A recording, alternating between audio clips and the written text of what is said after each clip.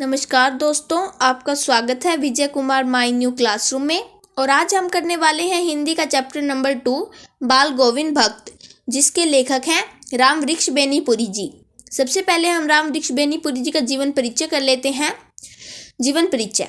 राम वृक्ष बेनीपुरी का जन्म बिहार के मुजफ्फरपुर जिले के बेनीपुर गांव में सन 1899 में हुआ। माता पिता का निधन बचपन में ही हो जाने के कारण जीवन के आरंभिक वर्ष अभावों, कठिनाइयों और संघर्षों में बीते। 10वीं तक की शिक्षा प्राप्त करने के बाद वे सन 1920 में राष्ट्रीय स्वाधीनता आंदोलन से सक्रिय रूप से जुड़ गए। कई बार जेल भी गए। उनका देहांत सन 1968 में हुआ। उसके बाद रचनाएं। 15 वर्ष की अवस्था में बेनीपुरी जी की रचनाएं पत्र पत्रिकाओं में छपने लगी। वे बेहद प्रतिभाशाली पत्रकार थे। उन्होंने अनेक दैनिक, साप्ताहिक एवं मासिक पत्र पत्रिकाओं का संपादन किया, जिनमें तरुण भारत, किसान मित्र, बालक, युवक, योगी, जनता, जनवाणी और नई धारा उल्लेखनीय हैं। गद्य की विविध विविधाओं में उनके लेखन को व्यापक प्रतिष्ठा मिली। उनका पूरा साहित्य बेनीपुरी रचनावली के 8 खंडों में प्रकाशित है। उनकी रचना यात्रा के महत्वपूर्ण पड़ाव हैं पतितों के देश में, चिता के फूल, अम्बपाली, माटी की मूर्तें, पैरों के पंख बांधकर, जंजीरें और दीवारें आदि। उसके बाद साहित्यिक विशेषताएं। बेनीपुरी जी की रचनाओं का एक प्रधान स्वर राष्ट्रीय चेतना है। यही कारण है कि उनके साहित्य में देश प्रेम की भावना कूट कूट कर भरी हुई है। उनके साहित्य में समाज कल्याण से जुड़े हुए प्रश्नों की भी चर्चा की गई है। वस्तुतः समाज के विभिन्न पक्षों ने ही बेनीपुरी जी को साहित्य लेखन के लिए प्रेरित किया। उसके बाद भाषा शैली हम सब में समान लिख सकते हैं। इनकी भाषा ओजपूर्ण और सशक्त है। बेनीपुरी जी शैलीकार के रूप में प्रसिद्ध है, यद्यपि हम इसे खड़ी बोली है। तो यह राम वृक्ष बेनीपुरी जी का एक रेखा चित्र है, जिसमें वह राम वृक्ष बेनीपुरी जी बाल गोविंद भक्त के जीवन के बारे में लिखते हैं। वे सबसे पहले उसके बारे में कुछ विशेषताएं बताते हैं, जैसे वह एक मझोले कद का आदमी था, लगभग 60 वर्ष का था, गोरा चिट्टा था। वह तन पर मात्र एक लंगोटी पहनता था और सिर पर एक कबीर पंथियों सी कनपटी टोपी। वह कबीर को अपना साहब मानते थे। उनका एक पुत्र था और एक पुत्र की बहू थी। वह खेती बाड़ी करते थे और सन्यासी की तरह जीवन बिताते थे।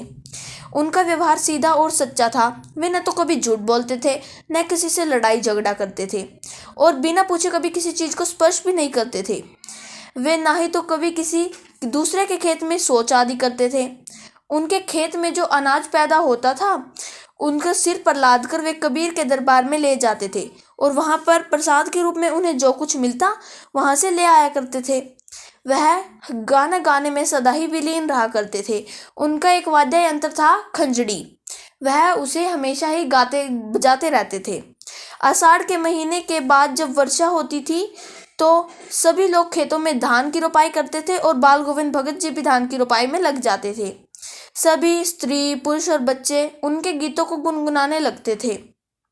रोपनी करने वालों में इससे एक विशेष जोश और उमंग उत्पन्न हो जाती थी।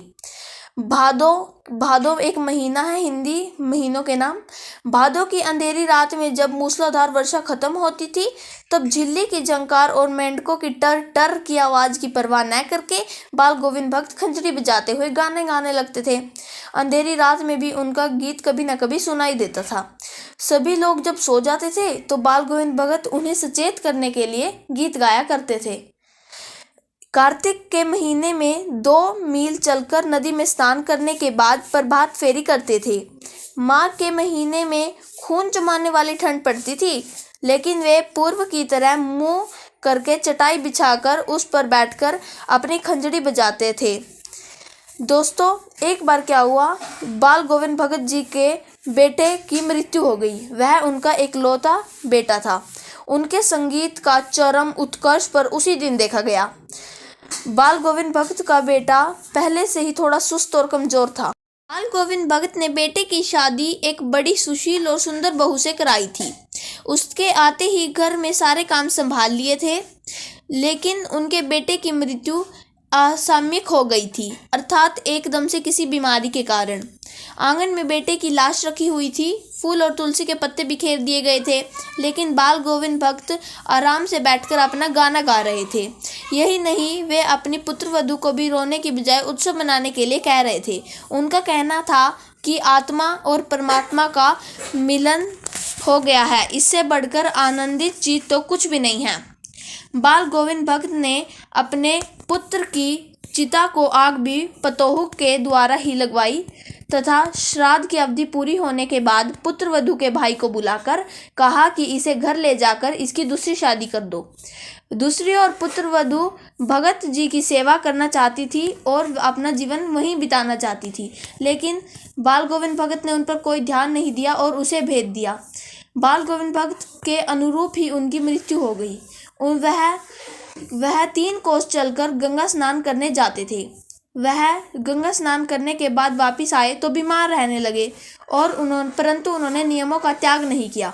आखिरी संध्या के समय जब उन्होंने गाना गाया तो उनकी आवाज़ बिखरी हुई लगी। सुबह होने पर लोगों ने उनका गीत नहीं सुना, जब जाकर उन्हें पता चला कि इस संसार से बाल गोविंद भक्त विदा हो चुके हैं।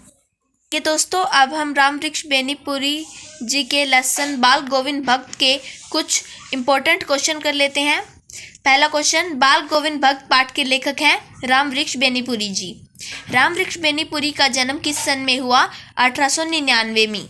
राम वृक्ष बेनीपुरी का निधन किस सन में हुआ? 1968 में। राम वृक्ष बेनीपुरी ने किस पत्र का संपादन किया था? तरुण भारत। राम वृक्ष बेनीपुरी का उपन्यास है पतितों के देश में। पैरों में पंख बांधकर बेनीपुरी का है यात्रा वृतांत। बाल गोविंद भक्त किस विधा का पाठ है? रेखा चित्र। बाल गोविंद भक्त कैसे कद के आदमी थे? मंझोले। बाल गोविंद भक्त कितने वर्ष के ऊपर के होंगे? 60। 10वां क्वेश्चन दोस्तों, बाल गोविंद भक्त के लिए सिर पर कैसी टोपी रहती थी? कनपटी वाली। बाल गोविंद भक्त के मस्तक पर कैसा चंदन रहता था? रामानंदी। बाल गोविंद भक्त के गले में किसकी जड़ों की माला रहती थी? तुलसी। बाल गोविंद भक्त कबीर को क्या मानते थे? साहब। लेखक उनकी किस बात पर मुग्ध था? गान। किस महीने की रिमझिम हो रही थी? आषाढ़। बच्चे किन खेतों में उछल रहे थे? धान के।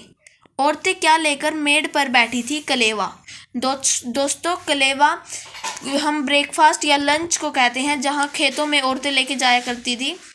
किस अंधेरी आधी रात में भगत का संगीत गूंज उठता था? भादों की। बाल गोविंद भक्त की प्रभात फेरियां किस महीने से शुरू हो जाती थी? कार्तिक। बाल गोविंद भक्त का वाद्य यंत्र था खंजड़ी। लेखक किस महीने की दांत किटकिटाने वाली भोर में पोखरे तक गया था? माघ। गर्मियों में भगत क्या गाते थे? संझा। बाल गोविंद भक्त के कितने बेटे थे? केवल 1। बाल गोविंद भक्त नदी स्नान करने गांव से कितनी दूर जाते थे? 2 मील। भगत के बेटे की चिता को आग किसने दी? पतोहू। भगत के स्थान से गंगा कितनी कोस दूर थी? 30 मील। बेटे के मरने पर भगत ने पतोहू को रोने के बदले क्या करने को कहा? उत्सव मनाने। भगत ने पतोहू को किस अवधि को पूरा होते ही उसके भाई के साथ भेज दिया? श्राद्ध की। भक्त हर वर्ष कहाँ स्नान करने जाते थे? गंगा पर। लोगों ने भगत का मृत शरीर कब देखा? भोर के समय। बाल गोविंद भक्त ने अपनी पतोहू के भाई को उसके विषय में क्या आदेश दिया? दूसरी शादी कर देना। मृत बेटे को भगत ने चटाई पर कहाँ लिटाया? आंगन में। बाल गोविंद भक्त की मृत्यु किस कारण से हुई? दिल का दौरा। बाल गोविंद भक्त गंगा स्नान करने किस साधन से जाते थे? पैदल। बाल गोविंद भक्त के पुत्र की मृत्यु क्या कारण था? बीमारी। बाल गोविंद भक्त किस वर्ण के व्यक्ति थे? गोरा, चिट्टा या गोर। बाल गोविंद भक्त की प्रभातियां कब तक चलती थी? फागुन। भादों का संबंध किस ऋतु से है? वर्षा। बाल गोविंद भक्त का क्या व्यवसाय था? खेती बाड़ी। तेरी गठरी में लगा चोर गीत कौन गाता था? बाल गोविंद भक्त। ठीक है दोस्तों, आप इस चैनल को सब्सक्राइब कर लीजिए, शेयर कीजिए। आपके दोस्तों को भी इस वीडियो की उतनी ही ज़रूरत है जितनी आपको है।